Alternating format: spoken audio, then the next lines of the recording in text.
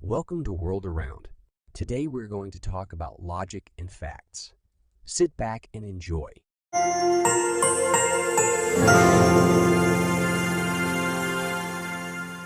fact is something that can be proven true by evidence and observation.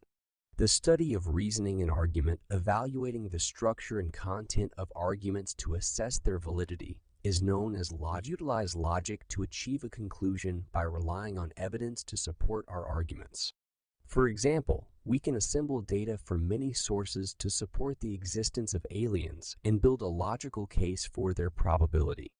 The statement, "all humans are mortal," is irrefutable logic because it is a truth supported by evidence and follows the structure of a logical argument, which includes a premise and a conclusion.